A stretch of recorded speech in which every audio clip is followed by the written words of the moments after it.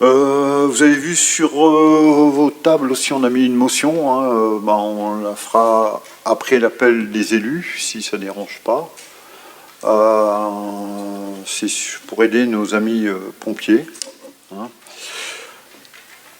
On va attaquer l'ordre du jour. On va désigner le secrétaire, le petit jeune de la place. Il est là-bas. Il va se faire un plaisir de faire l'appel des élus.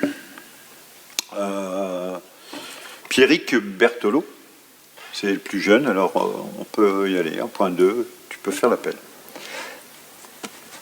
Merci, monsieur le maire. Monsieur Jean Séric. Présent. Monsieur Evrard Benoît. Présent. Madame Odou Mode. Présente. Monsieur Alain Kiken. Madame Anne-Charlotte Dussard. Présente. Monsieur Clément Merlier. Présent. Madame Lotz Christine. Monsieur Davy Wadou. Présent. Madame Devos Aurélie. Présente. Madame Christine Pouchel. Présente. Madame Marlene Vanout. Monsieur Smé Régis. Monsieur Hervé Lotz. Monsieur Bruno Poumard. Monsieur Christophe Crombé. Présent. Madame Florence Smé. Présente. Madame Isabelle Loiret. Va peut-être arriver, je n'ai pas de nouvelles. Madame Anne Boulanger. Présente. Madame Nathalie Hart. Présente. Madame Marie Collen. Présente. Monsieur Pierre Berthelot présent. Monsieur Louis Clefloc. Présent. Madame Maryse Roche. Monsieur Patrick Béag. Madame Sophie Senoussi. Madame Pauline Libert. Monsieur Anthony Broquiel. Présent. Madame Céline Rampon. Présente. Monsieur Benoît Kurzaski. Présent. Nombre de présents 28 sur 29. Ok, merci Pierrick. Avant de passer à l'adoption du compte-rendu, je voudrais quand même souhaiter la bienvenue à notre nouveau, nouveau et neuf, parce qu'il on l'a remis en état, à Loïc Lefloch. Bienvenue au sein du conseil. J'espère que tu pourras siéger avec plaisir. Alors, on va passer au point. Alors, la motion. Je vais laisser Davy Wadou présenter la motion, s'il vous plaît. Donc, j'expose au Conseil. Chaque jour, sur le territoire national, les sapeurs-pompiers de France interviennent tous les 7 secondes. Plus vite que tout acteur de l'urgence, que ce soit dans les métropoles, dans les villes et villages, dans nos campagnes. Chaque jour, ils sont près de 40 000 sapeurs-pompiers professionnels et 190 000 sapeurs-pompiers volontaires à être mobilisés. Prêts à intervenir à l'appel du bip ou à l'alerte pour porter secours en risquant leur vie pour sauver des vies. Au quotidien, comme en cas de crise, les missions effectuées par nos sapeurs-pompiers sont larges, intervenant par tout temps et à toute heure pour des malaises, des accidents, des incendies, des catastrophes industrielles et naturelles. Depuis plusieurs années, l'augmentation des interventions et la sollicitation croissante font que nos sapeurs-pompiers, dans tous les départements et communes de France, sont toujours présents, toujours partants et toujours proches, mais surtout toujours là quand il faut. Le 11 décembre 2019, le Sénat présentait à cet effet un rapport « Sécurité des sapeurs-pompiers » qui notifie l'insuffisance des moyens alloués aux sapeurs-pompiers compte tenu de l'augmentation de la polyvalence de leur mission. Malgré cela, nous constatons depuis 2015 une insuffisance des moyens alloués aux sapeurs-pompiers. Alors que les soldats du feu sont au fil des années de plus en plus sollicités par les citoyens. 4,6 millions d'interventions au niveau national en 2018 contre 3,5 millions en 1998. Les moyens et en premier lieu les effectifs n'ont pas évolué, voire même baissé. C'est le cas du centre d'incendie de secours de Gravelines qui, pour rappel, couvre un territoire composé de 5 communes, soit 22 500 habitants, du plus grand centre nucléaire de production d'électricité d'Europe, d'un secteur industriel comprenant 4 sites Céveso, d'un secteur autoroutier de 30 km, d'un secteur portuaire en pleine expansion. Les enjeux sont donc majeurs pour notre sécurité et la configuration de ces secteurs industriels requiert des mesures de prévention exceptionnelles. L'évolution des effectifs des sapeurs-pompiers ne correspond plus malheureusement à ces risques. Aujourd'hui, à titre d'exemple, 6 sapeurs-pompiers professionnels doivent gérer les nuits, les week-ends et les jours fériés, alors qu'ils étaient encore 9 en 2010 et 7 au 1er janvier 2019. Le CIS de Gravelines, afin de pouvoir répondre aux appels d'urgence, n'a ainsi pas d'autre choix que de faire appel à ces pompiers volontaires qui assurent leur engagement citoyen au service des populations, avec des astreintes de plus en plus fréquentes. Ce rythme ne peut être compatible avec leur métier qu'ils continuent d'exercer.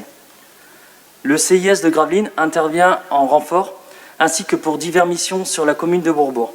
Fourgon-échelle, actions de circulation, donc découpe des véhicules, infirmerie, risques nautiques, etc. En parallèle, le nombre d'agressions sur les 10 dernières années a augmenté de 213% selon l'Observatoire national de la délinquance et des réponses pénales, principalement lors de secours à personne. Assurer plus de missions, parfois domaine de compétences, avec moins d'effectifs dans un contexte de violence qui semble s'accroître, relève donc du quotidien de ces hommes et femmes en première ligne. Malgré le nouveau plan de prévention et de lutte contre les agressions de sapeurs-pompiers lancé cet été 2020, les professionnels du secteur se trouvent toujours face à une recrudescence des violences. Pour terminer, il faut rappeler que les légitimes inquiétudes des sapeurs-pompiers au sujet de la transposition de la directive 2003/88/CE du Parlement européen et du Conseil du 4 novembre 2003 concernant l'amélioration de la sécurité, de l'hygiène et de la santé des travailleurs au travail. Le point central concerne son application aux sapeurs-pompiers volontaires au travers de l'arrêt de la Cour de justice de l'Union européenne, dit arrêt Matzak, qui suscite une inquiétude chez les sapeurs-pompiers volontaires. Plus largement, les sapeurs-pompiers et leurs représentants s'inquiètent de la pénurie du système de secours français. Une démarche auprès des autorités européennes pour consacrer le caractère spécifique de l'activité des SPV à travers la directive devient urgente. À noter que, depuis le début de la crise sanitaire, l'ensemble des personnels des services d'incendie et de secours est mobilisé en première ligne et démontre un engagement remarquable. Ainsi, considérant l'inquiétude de nos sapeurs-pompiers face au manque des moyens financiers pour recruter des sapeurs-pompiers pour répondre aux enjeux de sécurité majeurs pour le territoire, il est aujourd'hui proposé au conseil municipal d'adopter une motion de soutien aux sapeurs-pompiers professionnels et volontaires du centre d'incendie et de secours de Gravelines, et de solliciter auprès du service départemental d'incendie et de secours, du conseil départemental du Nord et de monsieur le préfet du Nord le renforcement des moyens de ses effectifs, compte tenu de la spécificité du CS de Gravelines. Y a-t-il des abstentions? Y a-t-il des voix contre? À l'unanimité, tout le monde est pour. Merci Davy. Comprenez qu'il était indispensable, hein. Ça ne touche pas que Gravelines, ça nous touche aussi, hein, surtout dans les renforts. Hein. Alors, bon, il faut quand même penser, je dirais, au bien, des personnes avant tout. Alors, il était nécessaire de montrer notre soutien au SDIS de Gravelines, hein, qui est quand même s'il n'a pas vocation à intervenir forcément sur Bourbourg, il vient chaque fois en renfort pour la grande échelle, pour toutes ces choses-là. Alors il faut quand même les soutenir. Voilà, merci à tout le monde pour cette motion. Oui, Bon, c'est un complément, effectivement, je ne peux que souscrire à cette motion. On travaille en moyenne dans une centrale nucléaire, le premier risque étant le feu. Ce sont des partenaires indispensables aussi pour le CNP de Gravelines. Et effectivement, des renforts de moyens pour la population, mais aussi pour cette industrie particulière, ne peut être que bénéfique. merci, monsieur Rofflet. Alors, on va passer au point numéro 3, compte rendu de la réunion du 19 novembre 2020. Est-ce qu'il y a des observations sur ce compte rendu? Des observations? Non? Pas d'observation? Considère qu'il est acté. Merci à tout le monde. Alors, point numéro 4.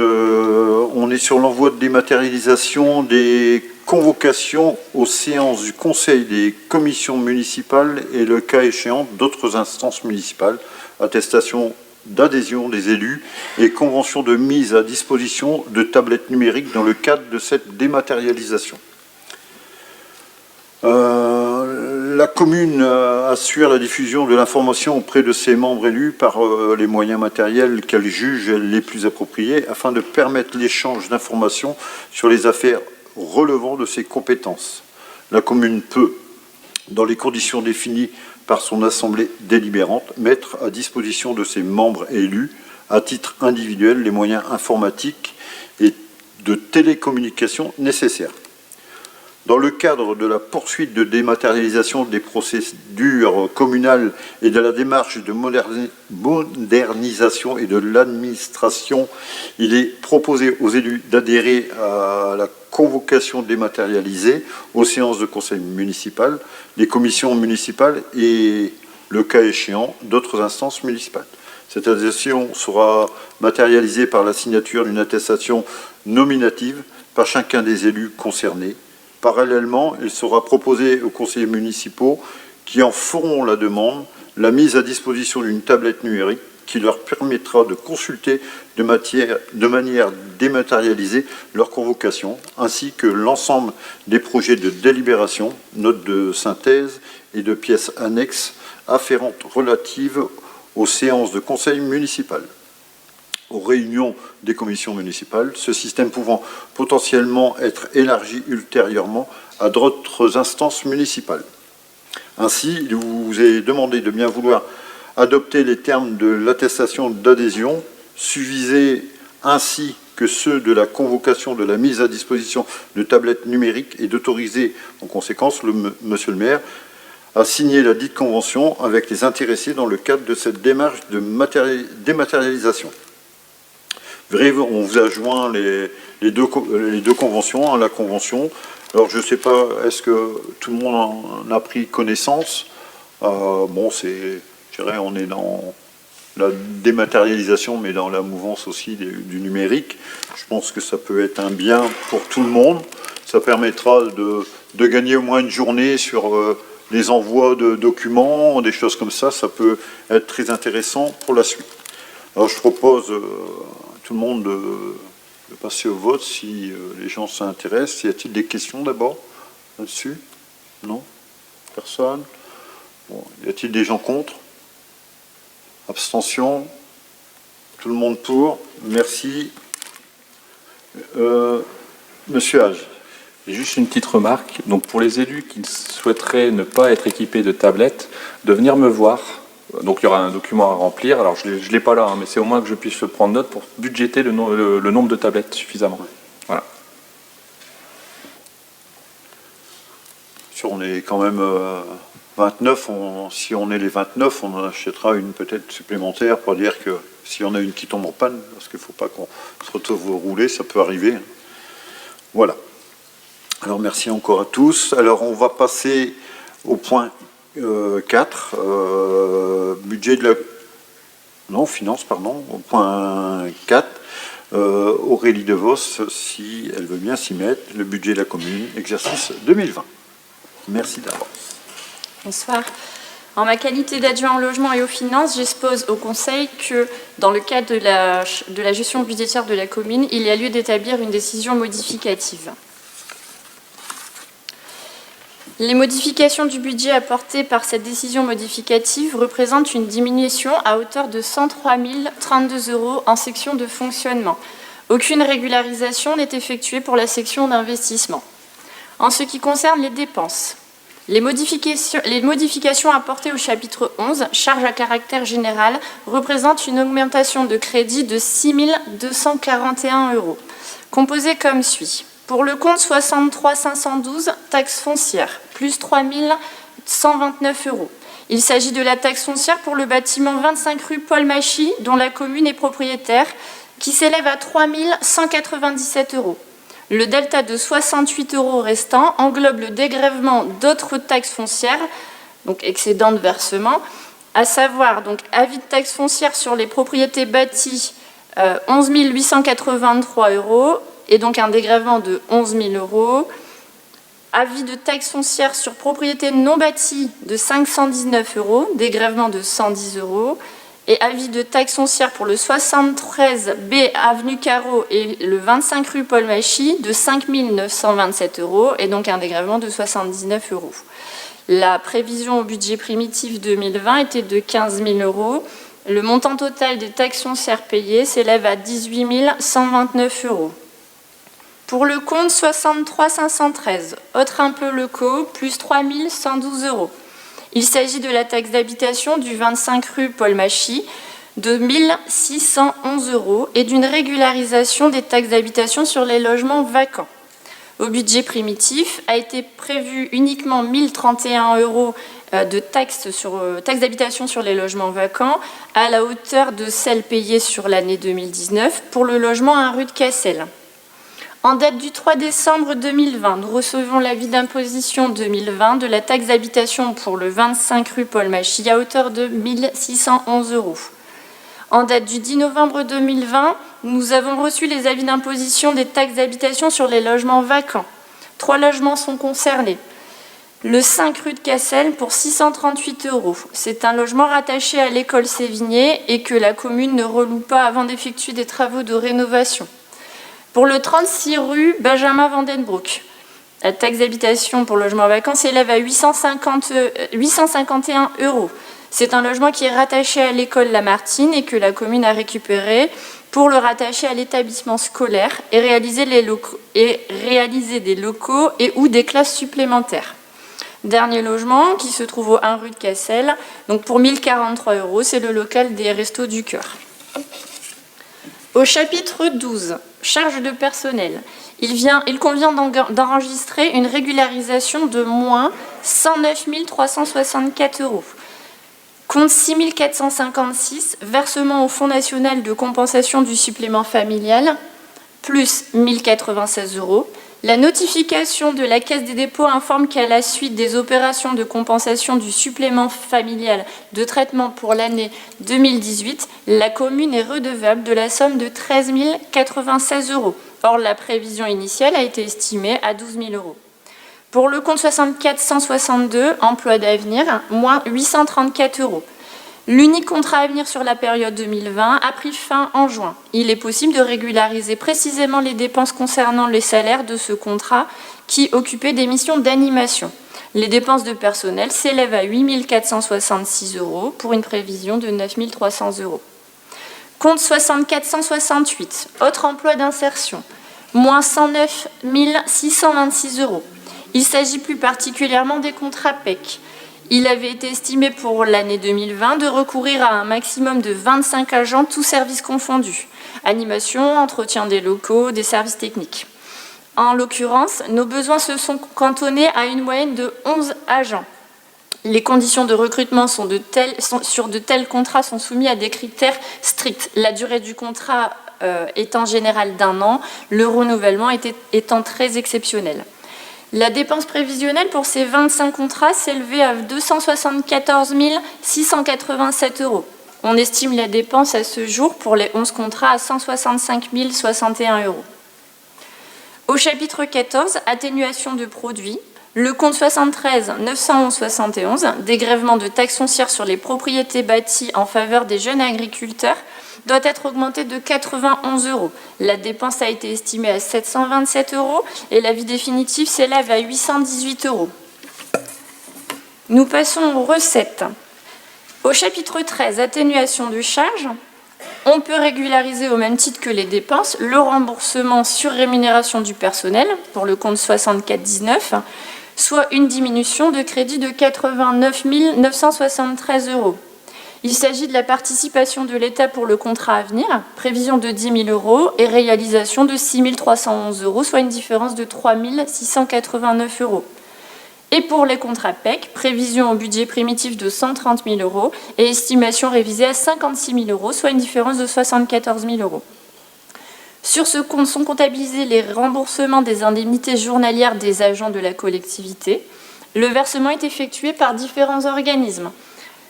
La caisse primaire d'assurance maladie, quand il s'agit d'agents travaillant à temps non complet de moins de 28 heures semaine, et l'assurance statutaire auprès de laquelle la collectivité a adhéré et cotisé pour ces risques liés à l'absence du personnel. La prévision était de 100 000 €, mais à ce jour, le montant remboursé s'élève à 87 716 €, soit une différence de 12 284 €. Pour finir, dans le chapitre 70 produits des services, peut être réajusté à la baisse à hauteur de 13 059 €. Pour le compte 70 311, concession cimetière, moins 2154 €. Compte 70 312, redevance funéraire, moins 369 €. Pour le compte 7062, redevance des services culturels, moins 1000 €. Il s'agit des entrées de l'ancienne prison. Et pour le compte 70 631, redevance des services sportifs, moins 9 536 €. Il s'agit des entrées de la piscine. Y a-t-il des observations? Nous pouvons délibérer. Qui est contre? Y a-t-il des abstentions? Tout le monde est pour. Merci bien. Alors, délibération numéro 6, ouverture anticipée de crédit d'investissement. C'est toujours Aurélie. J'indique que lorsque le budget primitif n'est pas adopté au 1er janvier de l'exercice auquel il s'applique, l'article L. 1612-1 du Code général des collectivités territoriales précise en outre que jusqu'à l'adoption du budget ou jusqu'au 15 avril, en l'absence d'adoption du budget avant cette date, l'exécutif de la collectivité territoriale peut, sur autorisation de l'organe délibérant, engager, liquider et mandater les dépenses d'investissement dans la limite du quart des crédits ouverts au budget de l'exercice précédent, non compris les crédits afférents au remboursement de la dette. Compte tenu que le budget primitif ne sera pas adopté pour le 1er janvier, et afin de permettre la réalisation des travaux ayant déjà fait l'objet de décisions favorables ou être en mesure de faire face aux dépenses d'investissement nécessaires au bon fonctionnement des services municipaux, il est proposé d'ouvrir par anticipation en investissement des crédits budgétaires pour un montant de 989 614 € et 45 centimes. Le conseil municipal, après avoir délibéré sur avis de la commission des finances, autorise le maire à engager, liquider et mandater les dépenses d'investissement dans la limite de 989 614 € 45, dont l'affectation est annexée dans les tableaux ci-après, et s'engage à reprendre ces crédits ouverts par anticipation au budget primitif de la commune. Y a-t-il des observations? Nous passons à la délibération. Qui est pour? Unanimité. Merci. Alors, point numéro 7, location de matériel aux particuliers, actualisation des tarifs. Aurélie. J'informe l'Assemblée que par délibération 143/2019 du 18 décembre 2019, le Conseil municipal a autorisé la mise à disposition de matériel, chaises et tables aux habitants de la commune et a fixé les tarifs. Il est proposé au Conseil municipal de confirmer le principe et d'actualiser les tarifs comme suit. Il s'agit de tarification donc avec livraison ou sans livraison de matériel, et les nouveaux tarifs s'appliqueront au 1er avril 2021. À savoir, avec livraison, donc table à l'unité, 6,70 € passera à 6,90 €. Pour le lot de 10 chaises, 13,50 €, ça passera à 14 €. Chaises supplémentaires, 70 centimes. Et au 1er avril, ça passera à 75 centimes. Sans livraison de matériel, les tables à l'unité, 3,50 € passera à 3,70 € au 1er avril 2021. Le lot de 10 chaises, 6,70 € passera à 6,90 €. Et pour finir, les chaises supplémentaires, 50 centimes, passera à 55 centimes. On peut délibérer? Y a-t-il des voix contre? Des abstentions? Tout le monde est pour. Alors la suivante, le point 8, taxe locale sur la publicité extérieure, actualisation, toujours Aurélie. Je rappelle à l'Assemblée que par délibération 281/2008 en date du 22 octobre 2008, le Conseil municipal a instauré l'application de la taxe locale sur la publicité extérieure. L'État a fixé les tarifs maximaux applicables en 2021. Concernant les dispositifs publicitaires et préenseignes, concernant donc les communes de moins de 50 000 habitants, ce qui nous concerne, donc pour les dispositifs publicitaires et préenseignes dont l'affichage se fait au moyen d'un procédé non numérique, Le tarif est à 16,20 € pour les surfaces inférieures à 50 mètres carrés et 32,40 € pour les surfaces supérieures à 50 mètres carrés. Pour toujours ces enseignes publicitaires et affichages, mais de manière numérique, 48,60 € pour les surfaces inférieures à 50 mètres carrés et 97,20 € pour les surfaces supérieures à 50 mètres carrés. Concernant les enseignes, qui sont non numériques, il existe toujours une exonération pour les superficies inférieures à 12 mètres carrés, 32,40 € pour les surfaces supérieures à 12 mètres carrés et inférieures à 50 mètres carrés, et pour finir, 64,80 € pour les superficies supérieures à 50 mètres carrés. Y a-t-il des observations? Y a-t-il des voix contre? Les abstentions? Merci. Merci Aurélie, tu peux faire une pause. Merci. Alors on va passer au point 9, demande d'octroi d'un fonds de concours à la communauté urbaine de Dunkerque. Maude Oudou. Merci Monsieur le maire. J'expose que par délibération en date du 22 juin 2006, la communauté urbaine de Dunkerque a décidé au titre de la dotation de solidarité communautaire de participer aux charges liées au fonctionnement des écoles de ses communes membres. La finalité de cette participation est d'inciter et de favoriser l'accès de tous les écoliers de l'agglomération aux équipements communautaires à vocation pédagogique, à savoir le Palais de l'Univers, le parc zoologique, le golf public, le musée portuaire, le centre d'information sur le développement durable, la halle au sucre et la patinoire, sans que cette initiative n'ait aucune incidence financière pour les communes membres. Pour ce faire, la communauté urbaine de Dunkerque a décidé de verser aux communes un fonds de concours sur le fondement de l'article L. 5215-26 du Code général des collectivités territoriales, dont le montant permet d'assurer pour les communes tant la gratuité totale du transport des écoliers de l'agglomération vers les équipements communautaires susvisés que la gratuité totale pour les écoliers des droits d'entrée dans ces équipements. Jusqu'en 2009, les fonds de concours étaient sollicités et versés après clôture de l'exercice budgétaire, ce qui était susceptible de poser des problèmes de trésorerie pour certaines communes.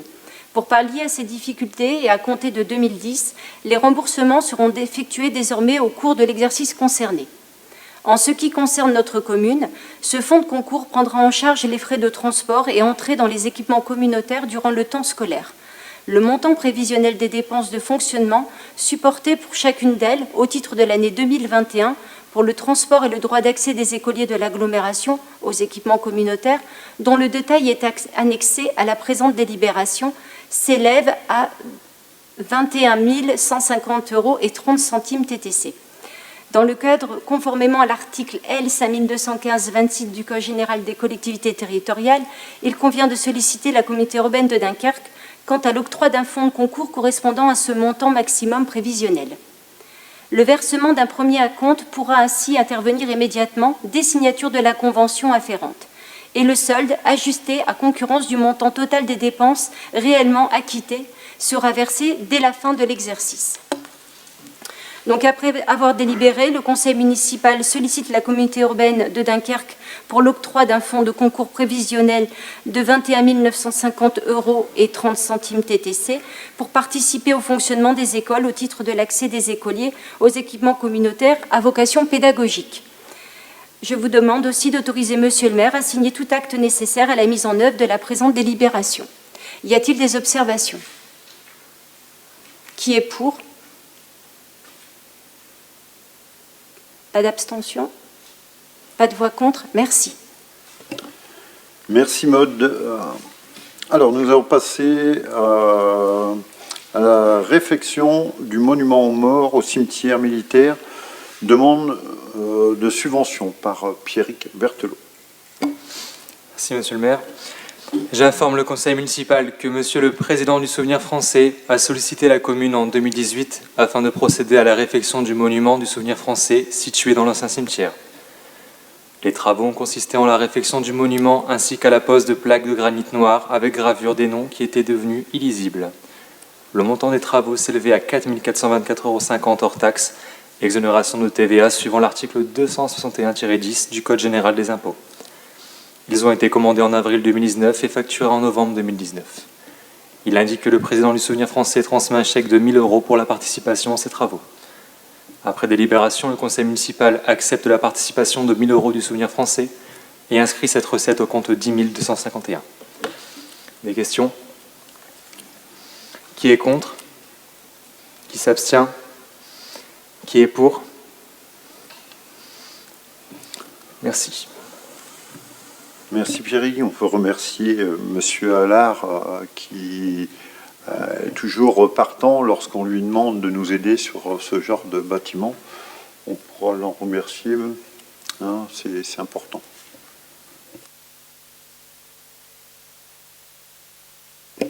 Alors, merci, on a fini avec les finances pour l'instant. Je voudrais remercier Laurette Merlan et Nicolas Hage pour le travail qui est fait au quotidien. C'est important. En ce moment, un peu mis à mal, mais bon, l'intérêt, c'est d'avancer. Ensuite, nous allons passer aux questions relatives au personnel. Alors, le personnel communal, action sociale, adhésion à Plurialia.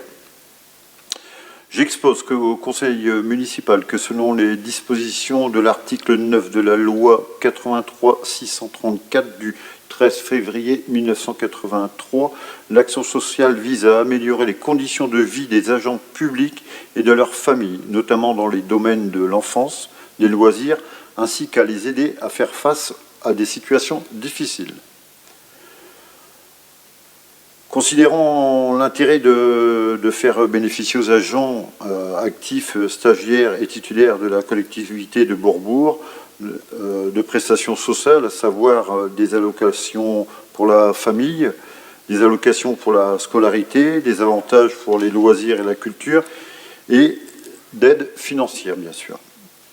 Je rappelle que l'Assemblée, que par délibération 154-214, la commune de Bourbourg a adhéré au contrat cadre du centre de gestion du Nord dénommé Passe territorial du 1er janvier 2015 au 31 décembre 2020, soit pour une durée de 6 ans. Il est proposé l'adhésion de la collectivité de Bourbourg à Plurialia, organisme de gestion d'œuvres sociales, en optant pour la formule à 199 €, cotisation annuelle par l'agent effectif pour l'exercice 2021.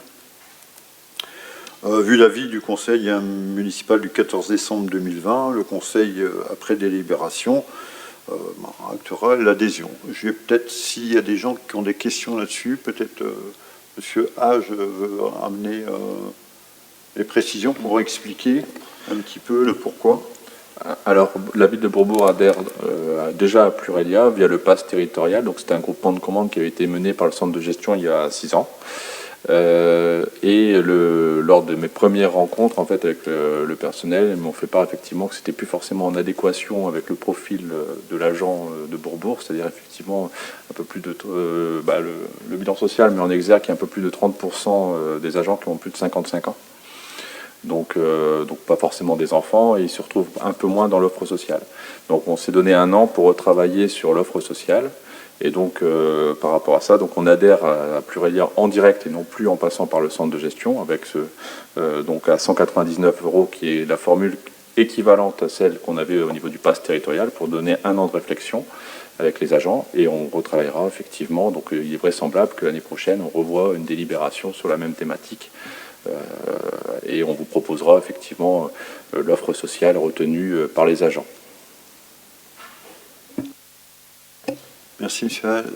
Il n'y a pas de questions là-dessus, on peut passer au vote. Alors, y a-t-il des voix contre? Abstention? Unanimité, merci à tout le monde. Alors, point suivant, le point numéro 12, personnel communal contractuel, indemnité de fin de contrat. Alors, j'expose que dans le cadre de recrutement d'agents contractuels en contrat à durée déterminée, de nouvelles dispositions doivent être appliquées à compter du 1er janvier 2021, et notamment le versement d'une indemnité de fin de contrat. L'indemnité de fin de contrat concerne les agents contractuels recrutés sur les types de contrats suivants. Un emploi non permanent pour faire face à un accroissement temporaire d'activité, pour assurer le remplacement temporaire de fonctionnaires ou d'agents contractuels, pour faire face à une vacance temporaire d'emploi dans l'attente du recrutement d'un fonctionnaire, pour occuper un emploi permanent en application avec les articles 3.3 de la loi 84-53. Ces différents contrats, le cas échéant, renouvelé, doit être d'une durée inférieure ou égale à 1 an, et lorsque la rémunération brute globale prévue dans ces contrats est inférieure à un plafond fixe par le décret 2020-1296 du 23 octobre 2020, à savoir l'indemnité de fin de contrat, n'est due que lorsque le contrat est exécuté jusqu'à son terme. L'indemnité de fin de contrat n'est pas due si l'agent refuse la conclusion d'un contrat de travail à durée indéterminée pour occuper le même emploi et un emploi similaire auprès du même employeur assorti d'une rémunération au moins équivalente. L'indemnité de fin de contrat n'est pas attribuée si le montant de la rémunération brute globale est égal ou supérieur à 2 fois le montant brut du salaire minimum interprofessionnel de croissement, c'est-à-dire le SMIC.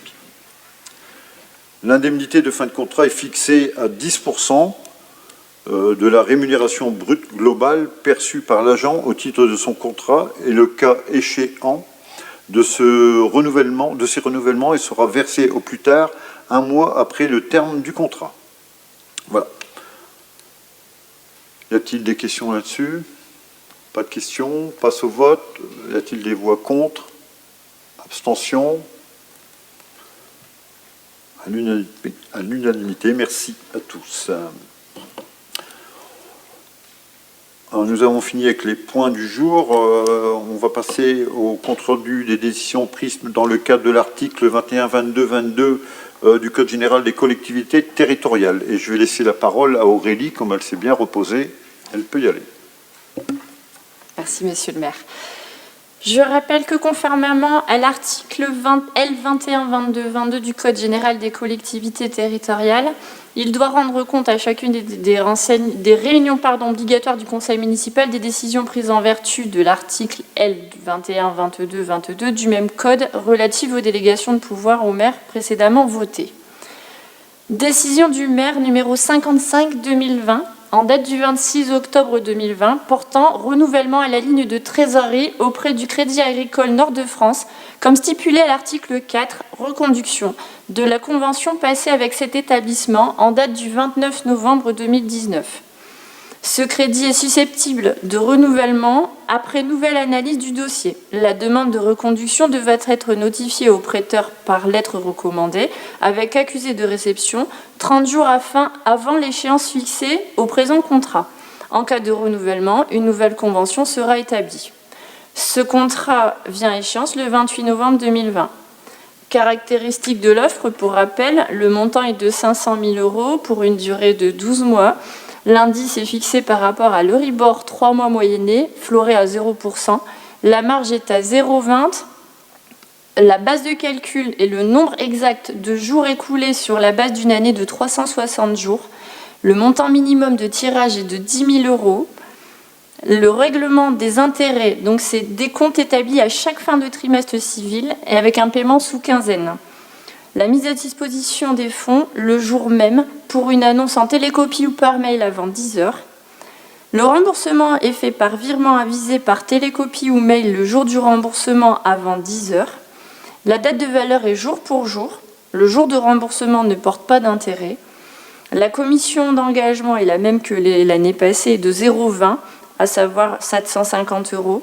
La commission de non-utilisation, il n'y en a pas. Et l'intérêt de retard, le taux applicable à l'échéance est de 3%. Merci Aurélie. Alors, on va passer aux communications.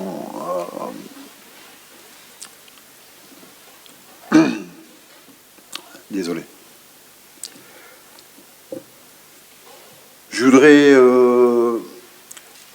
présenter mes condoléances à Madame Julienne Vergrit suite au décès de son mari Marcel, que beaucoup de Bourbourgeois ont connu. Je voudrais avoir une pensée pour ces personnes, pour cette personne qui est vraiment dans la, je dirais, dans la détresse absolue. Cette dame est aveugle, alors c'est un peu compliqué, mais on est en train de s'occuper de son remplacement pour la sortir de son logement. Les condoléances aussi à monsieur Jean-Marie Duval, hein, suite au décès de sa sœur, que tout le monde aussi a très bien connue, Marie-Paul Zipiter. Hein, et je voudrais y ajouter aussi le décès de notre ami Claude Bouclet, hein, comme tout le monde le connaissait, on disait Petit Claude, hein, qui était une des figures locales. Très émouvant de parler de lui parce que j'étais encore il y a quelques jours avec lui, c'est impressionnant. Comment on peut vite disparaître, c'est impressionnant, franchement. Il faut se rappeler tout ce qu'il a fait quand même pour Bourbourg. Je pense qu'on aura l'occasion de le remettre à l'honneur. Hein, il aurait eu 88 ans en début d'année. Il a été 50 ans au comité de Gédéon. Il a été vice-président de l'office de tourisme à l'époque où il y avait l'office de tourisme à Bourbourg. Il a été 21 ans, alors ça je ne savais pas, sapeur-pompier. Hein. Il a fait partie des petits théâtres de loisirs de Bourbourg, que tout le monde connaît aussi. Il a été musicien à l'HBM pendant 45 ans. Il était pupitre clarinette à l'époque, il avait plein de talent. Il a été aussi alors il a démarré il y a 50 ans à la chorale paroissiale, pour finir à la chorale Aloda comme pupitre ténor. Alors je voudrais qu'on ait une pensée à ces trois personnes, parce que c'était trois personnes importantes de Bourbourg, qu'on perd là en quelques semaines. Alors je voudrais que tout le monde ait une pensée pour leur famille. Ensuite, on passe aux félicitations. Je voudrais féliciter Audrey, aussi, que les gens connaissent. Hein, alors, Vasilevski, si c'est comme ça que ça se prononce, c'est toujours un peu problématique, mais bon.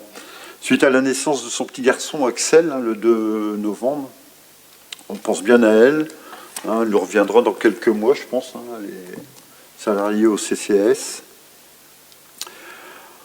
Ensuite, vous avez vu sur vos tables, on a mis le Bourbourg Mag, hein, qui va être distribué. Et apparemment, certaines personnes ont commencé ce soir déjà, mais qui sera distribué tout ce week-end pour annoncer un peu les festivités au niveau numérique qui a été mise en place par l'ASSO et puis les Benoît, Clément, Anne-Charlotte, Christophe, toute l'équipe qui a voulu bosser là-dessus. Je vous en remercie, c'est important aussi ça. Merci aussi aux personnes de l'espace Jean Monnet qui nous ont garni la salle en prévision de l'événement, mais c'est beau, ça devrait tout le temps être comme ça, c'est sympa, ça montre nos valeurs. Hein, le bleu, blanc, rouge, c'est vraiment très bien. Féliciter Malika, Laurent et Fabrice, hein, qui sont vraiment eu du goût. Félicitations. Voilà pour les communications. On va passer maintenant. On a eu une question de M. Brockviel. Hein, pas de souci, vous pouvez y aller, M. Brockviel. Merci beaucoup. Donc, au nom du groupe Bourbourg l'Avenir Gagnant, je vais exposer la question que l'on pose à M. le maire et à la majorité. Situé entre le canal de Bourbourg et le canal de la Vieille-Colme, le projet de zone d'aménagement concerté de l'Écluse prévoit 123 logements.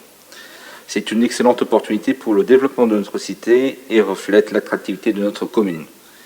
Cette réponse aux besoins d'habitat est parfaitement en cohérence avec le projet d'aménagement et de développement durable, PADD, et le programme local de l'habitat, PLH, de 2013 à 2018, le PLUHD qui devait être adopté, qui est légèrement repoussé. Voilà. L'enjeu est de constituer un tissu urbain capable de se renouveler par lui-même en intégrant toutes les typologies de logements susceptibles de répondre aux différentes étapes des parcours résidentiels. Ainsi, il est proposé de mixer les formes urbaines par des maisons de ville, des logements intermédiaires, des petits collectifs. La diversification des statuts d'occupation sera privilégiée par la réalisation d'une part importante de logements sociaux et d'accession aidée. Et à noter que le cadre de vie est pris en compte, bon nombre d'espaces verts et y sont prévus. À ce jour, pouvez-vous nous faire un point d'étape sur ce beau partenariat avec la CUD et Flandre Pâle Habitat? Merci. Alors, au dernier conseil municipal, on avait passé une délibération qui avait été prise, hein, oui, je crois, le dernier conseil municipal, après l'aménagement des espaces verts c'est-à-dire pour l'éclairage public, hein, aussi. pour l'aménagement de ce site. Aujourd'hui, Flandre-Opale n'a toujours pas déposé le permis. Alors on est un peu en train de les rebousser pour avoir un peu plus. Ils avaient dit de nous envoyer aussi les plans terminés avec les tranches. Aujourd'hui, on a dû les relancer parce qu'on n'a toujours pas eu. Même à l'urbanisme, on n'a aucun document. Il n'y avait qu'un document, on n'arrive pas à mettre les mains dessus, malheureusement. Je sais que nous, quand on avait revu Flandre-Opale Habitat, simplement, on leur avait demandé de revoir la voirie et la typologie des bâtiments. Parce qu'on avait dit qu'il y avait beaucoup de logements sociaux qui étaient prévus et ça nous aurait embêté pour le futur pour construire. On a demandé de revoir un peu la voilure. Bon, je pense qu'ils en ont pris en compte. On a essayé de les relancer hier soir. Aujourd'hui, on n'a rien reçu. On va essayer de relancer demain et lundi. Et dès que j'ai les nouvelles de la première tranche, on vous enverra aussi bien le plan que ce qu'ils vont mettre en place, parce que on n'a pas plus de nouvelles que ça. Ils nous avaient promis de l'envoyer dans les semaines quand on les a rencontrés, puis on n'a toujours pas eu le plan. Alors voilà. Je pense que dès qu'on les a, on les transmettra. Ils sont dans l'attente du document de la CUD, parce que c'est obligatoire comme pièce pour le permis d'aménager concernant la reprise de la voirie. Donc à partir du moment où la convention elle est signée, ils vont pouvoir déposer le permis d'aménager. Et donc du coup, on aura forcément les plans, mais on le demandera en données numériques pour pouvoir vous le communiquer. Mais je pense que ça devait être dans le prochain conseil communautaire qui a lieu lundi soir. Il me semble que j'ai vu passer la délib. Il y avait 2 délibs, il y avait ça et un autre endroit aussi de Borbourg avec une rétrocession de terrain. Moi, je crois que c'est peut-être le pôle santé. Je crois que c'est le pôle santé qui a la rétrocession de terrain à Flandre-Opale Habitat. Je crois que c'est les 2 délibs qui vont passer. Mais on vous transmettra ça dès qu'on les a. Merci. Donc on attend les éléments que vous venez de nous préciser et surtout la proportion de la typologie qui visiblement a changé et de quelle ampleur. Mais c'est surtout, on a accentué, on voulait à tout prix laisser un cachet sur la première tranche. Moi j'avais demandé sur la première tranche au moins de faire un maximum de terrain en accession à la propriété, ce qui leur permettrait aussi d'aller plus vite sur la deuxième tranche. Comme ça, ils avaient un financement plus rapide sur la vente de terrain. Je sais que c'est Bessie qui s'en occupe de la vente des terrains.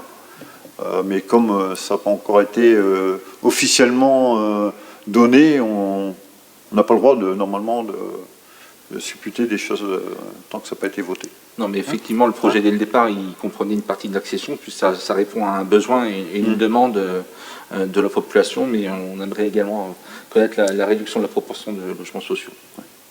Mais vous aurez les documents. Au même titre, là, j'ai reçu les conseils communautaires cet après-midi. Je crois que moi, tu as dû les recevoir aussi, les 3 conseils communautaires qu'il va y avoir.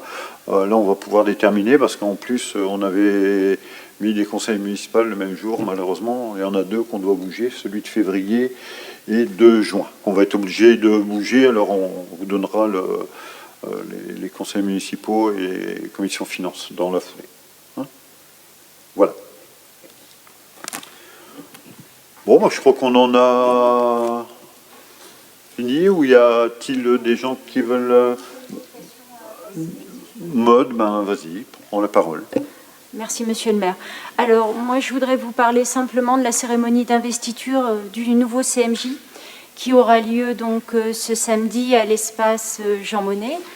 Alors, en raison du contexte sanitaire, malheureusement, tous les élus ne pourront pas participer à cet événement, puisqu'on a une jauge à respecter, et nous avons tout simplement voulu privilégier les parents des enfants, parce que sinon c'était un accompagnant par enfant, donc on a voulu privilégier 2 accompagnateurs par enfant. Voilà, parce que c'est une cérémonie importante, et il est un peu difficile de choisir entre son papa et sa maman pour être accompagné pour cette journée. Voilà, je voulais... donc, y a-t-il des questions? Voilà, Oui. Du coup, combien d'élus y seront présents? Les élus qui seront présents sont les élus qui sont le plus souvent en charge du CMJ. Donc, c'est-à-dire que monsieur le maire sera présent, Benoît, moi-même, Anne-Charlotte, Clément. Il y aura Nathalie Art et Marie Collen. Voilà, ce sont les élus plus ou moins référents du CMJ. En sachant que Marie Collen est aussi maman, d'un des membres du CMJ. Et il y aura Davy Wadou aussi, puisque sa fille rentre au CMA. Voilà, j'en suis navrée, parce que c'est une cérémonie importante. Habituellement, ça ne se déroule pas comme ça, mais on a fait un choix. Voilà. Y a-t-il d'autres questions ?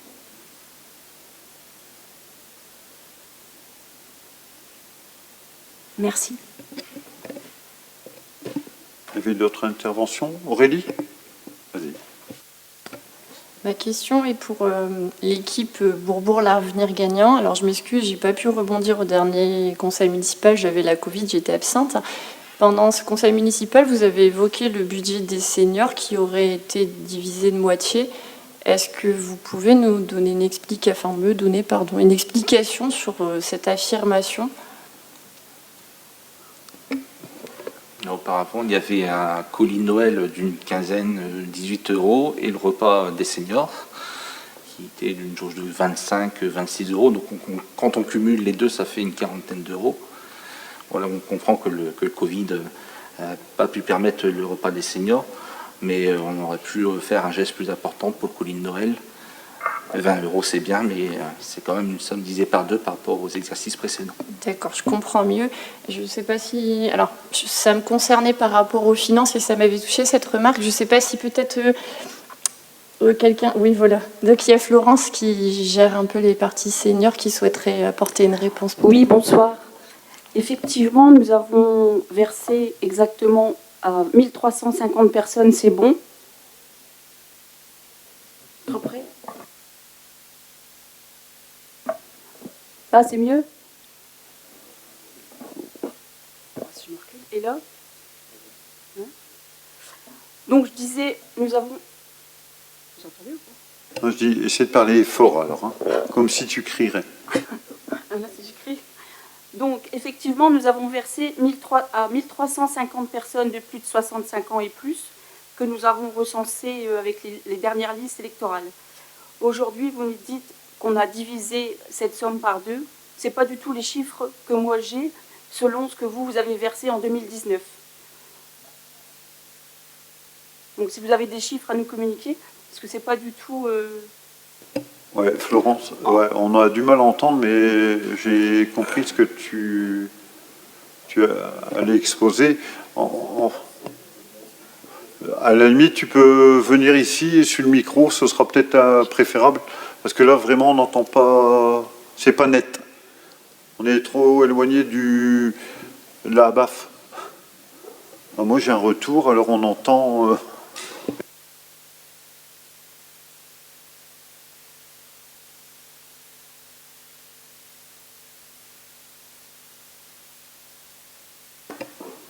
Oui, Madame Libert, j'ai vu un... Ouais.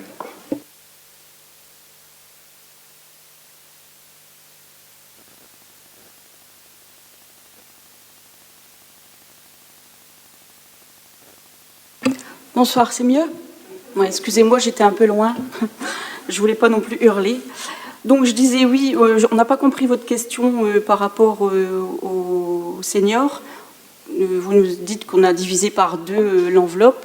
Moi, c'est pas du tout les chiffres que j'ai. Effectivement, avec le Covid, nous n'avons malheureusement pas pu faire le repas. Aujourd'hui, on a recensé 1350 personnes avec les listes électorales de plus de 65 ans et plus.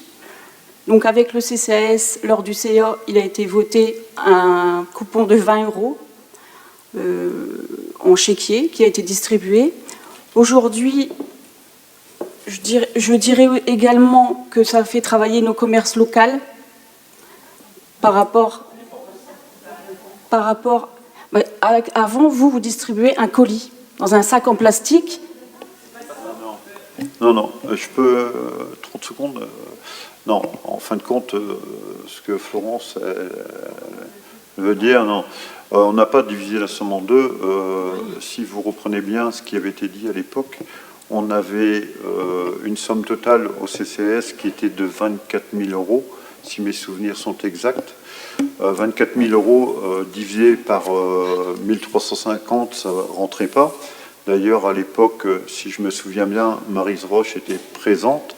Elle a voté pour ces 20 €. Elle fait partie de votre équipe. Je vois pas aujourd'hui pourquoi elle est contre du fait qu'elle a voté pour en conseil d'administration du CCAS. Bon, alors, on ne peut pas être pour d'un côté et contre de l'autre, soit qu'on est contre totalement ou pas. Ensuite, les 24 000 euros. Je vais vous expliquer. 24 000 euros, on est parti sur cette base-là. On a annoncé 24 000 euros, mais ce n'est pas 24 000 euros en fin de compte. On a annoncé ça parce que c'était le budget global que vous donniez avec le colis plus le repas. Hein, c'était 24 000 euros à l'époque. Nous, on a recensé au niveau des listes électorales, il y avait 1350 personnes de 65 ans et plus. À l'époque, si j'ai tout en tête, on avait 390 repas à 20,50 € plus 970 ou 980 colis à 16 €, quelque chose comme ça. Quand on fait l'analyse de tout ça, ça doit faire pas loin de 24 000 euros. Hein, alors, il ne faut pas être doué en machin. Alors, 24 000 euros. Aujourd'hui, nous avons redistribué 27 000 euros. 27 000 euros. 1350 par 20, ça fait 27 000 euros. Alors, on a dépensé 3 000 euros de plus que ce que l'on donnait avant. Alors, je ne vois pas pourquoi on nous attaque en donnant la moitié. On n'a pas donné la moitié. Non, non, on peut reprendre. C'est bien dit qu'on a donné, on a coupé. Hein, non, mais Madame Libert, on va relire. Hein. Après, moi, je cherche pas. Je m'en fous. Je veux dire, si on avait pu, et c'est le conseil d'administration, parce que c'est pas les élus qui ont choisi, c'est le conseil d'administration, parce qu'au départ, on était parti sur 25 €. Et comme la somme était fort dépassée à l'époque, c'est pour ça que la directrice nous a fait le choix de donner un coupon de 20 € et pas 25. Mais c'est pas monsieur le maire, moi je suis président de l'association, c'est bien les élus et les bénévoles qui siègent au sein du CA, du centre du CCAS, pardon, qui ont voté. C'est pas moi qui a voté cette somme, c'est eux. C'est leur budget, c'est pas le budget communal, c'est le budget du CCAS. Je vois pas pourquoi on fait un pataquès avec ça. Alors, les 20 €, c'est pas moi qui en ai décidé, c'est pas Éric Jans. C'est un conseil d'administration qui a décidé. Voilà. C'est tout, simplement. Après, plus sur la forme du règlement et de l'expression des questions en fin de séance, le groupe minoritaire est assujetti, est astreint au respect du règlement, ce qui est normal. On vous envoie la question 3 jours avant. Là, on découvre la question le jour même. Est-ce que c'est équitable? Non, mais si vous avez une question à poser, vous la posez. Là, moi, j'ai donné la parole parce que madame, là, c'était une information. Aurélie, après, moi, j'ai pas à débattre, j'ai pas à juger sur le contenu. Aurélie, elle peut s'exprimer au même titre que vous. Bah oui, mais nous, on respecte la règle des 3 jours. On vous envoie, vous avez la question à l'avance. Donc, voilà, c'est 2 poids, 2 mesures. Moi, je vous réponds. On me pose la question, je vous donne oralement ce qui est fait, c'est tout. Je ne fais pas de. Ben là, si vous me posez une question, si j'ai la réponse, je vous répondrai tout de suite. Non, parce qu'il y a un règlement.